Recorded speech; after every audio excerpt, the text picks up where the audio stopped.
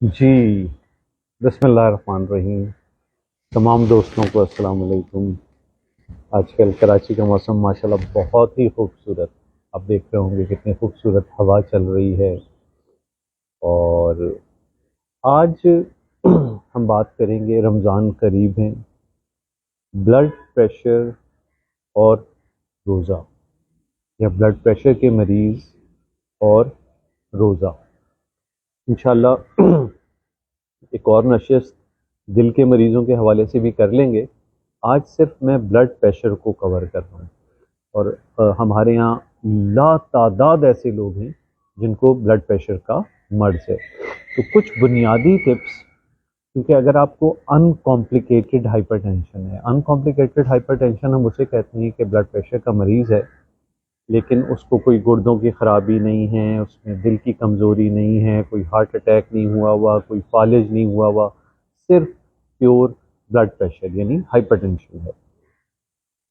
और ये मरीज़ अप एंड अबाउट है, कोई रीसेंट एडमिशन वाला मामला नहीं है, चलता फिरता है, बाकी तमाम काम कर सकता है, करते हैं, तो फिर ये अपना रोज़े रख सकते हैं। लेकिन चूंकि एक मैंने जिक्र किया ना अनकॉम्प्लिकेटेड, तो अगर बहुत ही प्रोलॉन्ग हाइपरटेंशन आपको है, यानी 10 से 15 साल गुजर चुके हैं और आप ब्लड प्रेशर के मरीज़ हैं, लेकिन आप कोई टेस्ट वेस्ट नहीं कराते, आपको अपने मुतालिक कुछ पता नहीं है, तो लामहला आप अपने बुनियादी टेस्ट ज़रूर करा लीजिए। शुगर, कोलेस्ट्रॉल, गुर्दा और एक बुनियादी चेकअप किसी भी डॉक्टर से।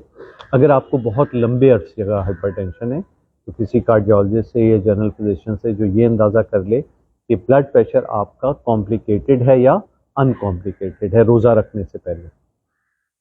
बाकी इनडायरेक्ट ये है कि इनडायरेक्टली हम ये कह सकते हैं कि आपको अगर चलने फिरने में, एक्टिविटी में कोई मसला नहीं है, आप सारे काम आम नॉर्मल लोगों की तरह कर सकते हैं, तो यूजुअली इतना मसला नहीं है, आप रोज़ा रख सकते हैं।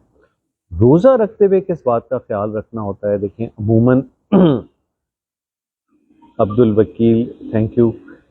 अमूमन रोज़ा रखते हुए देखें ब्लड प्रेशर अमूमन जो अगर आपके कंट्रोल चल रहे हैं तो उम्मीद है कि जस्ट अफ्तारी से पहले का मौका ऐसा होता है, क्योंकि पूरा दिन आप कुछ खाते पीते नहीं हैं, तो अफ्तारी से जस्ट पहले ब्लड प्रेशर कम होने का खदशा हो सकता है। तो उसमें अच्छा ये है कि आप अपनी दवाई, अगर आप एक दवाई रोज़ाना ब्लड प्रेशर की लेते हैं तो फिर ये आप अफ्तारी के बाद ले लें। यानी अगर सुबह में आपकी दवाई का रूटीन है तो आप ये दवाई अफ्तारी के बाद ले लें, अगर एक दवाई लेते हैं। उससे ये होता है कि जैसे जैसे वक्त गुजरता है दवाई के असरात कम होते रहते हैं, पूरे 24 घंटे असर नहीं रहते, तो जस्ट प्री अफ्तार असरात दवाई के कम हो जाएंगे। लेकिन इसके बावजूद भी दवाई लेने के बाद पहले 2-3 रोज़ों में अफ्तार से पहले का अपना ब्लड प्रेशर चेक कर लें। अगर खुदा न खास्ता आपका ब्लड प्रेशर ऊपर वाला 100 से 110 से नीचे रह रहा है, तो फिर आप ये कर सकते हैं कि अपनी डोज को कम कर लें, आधा कर लें, या डॉक्टर को मशवरा कर लें, टेलीफोनिक कन्वर्सेशन कर लें, उससे अंदाज़ा हो जाएगा। बाकी देखें, अगर आप 2 तरह की ब्लड प्रेशर की दवाइयाँ ले रहे हैं तो उसमें भी फिर इम्पॉर्टेंट ये है कि जो हल्की पोटेंसी की उसमें दवा है वो आप सुबह में अफ्तार के वो सेहर के साथ ले लें, और जो स्ट्रॉन्ग वाली दवा है उन 2 दवाइयों में वो अफ्तारी के साथ लें। तो इस तरह से दवाइयों का अपना कॉम्बिनेशन बना लें, और उसमें भी फिर अगेन ये कर लें कि अफ्तार से पहले का अपना ब्लड प्रेशर देख लें। अगर वो कम हो रहा है तो फिर आप ये कर सकते हैं कि रमज़ान के दौरान सिर्फ एक दवाई यानी रात वाली रखें, फिर चेक कर लें, फिर बढ़ा हुआ रह रहा है तो फिर एक अफ्तार के साथ दवाई रख लें, और एक आप रात जस्ट सोने से पहले दवाई ले लें। यानी रमज़ान में हमने इस तरह रखना होता है कि वो औक़ात जैसे जो जिसमें आपका खाना पीना बहुत कम है या ना होने के बराबर है, मसलन सुबह फजर से लेके मगरिब तक, ये वो पीरियड है। और स्पेशली जोहर से बाद का वो पीरियड होगा कि जब आप बिल्कुल ही उसके असरात आने शुरू हो जाएंगे। तो इस वाले दौरानिए को हमने ऐसा रखना है कि इसमें आपकी दवा के असरात कम से कम हो।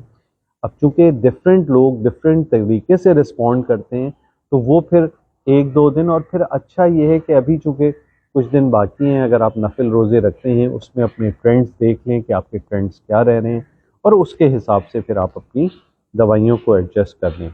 एक दवाई अगर आप लेते हैं तो बड़ी आसानी से उसको आप अफ्तारी में ले जाएं तो आसान हो जाएंगे मामला।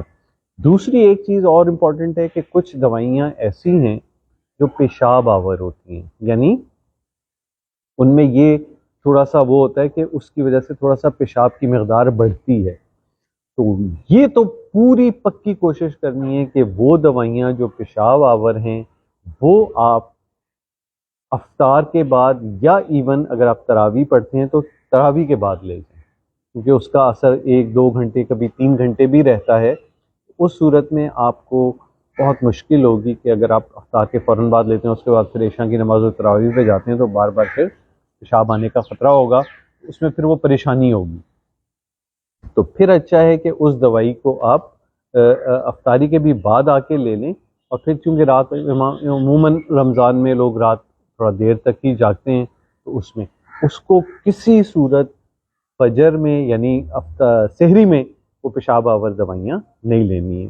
तो इन बातों को मैं कंक्लूड कर देता हूँ। ब्लड प्रेशर के मरीज़ों के हवाले से देखें, ब्लड प्रेशर के मरीज़ों में ये बड़ा इंपॉर्टेंट है कि आप कॉम्प्लिकेटेड यानी पेचीदा ब्लड प्रेशर के मरीज़ हैं या अनकॉम्प्लिकेटेड गैर पेचीदा, कि आपको और दूसरे अवारिस जिसमें बहुत इंपॉर्टेंट गुर्दे के फंक्शन हैं और आपने काफ़ी अरसे से अगर चेक नहीं किए हुए तो ज़रूर कर लें रमज़ान में, यानी रोज़ों में जाने से पहले।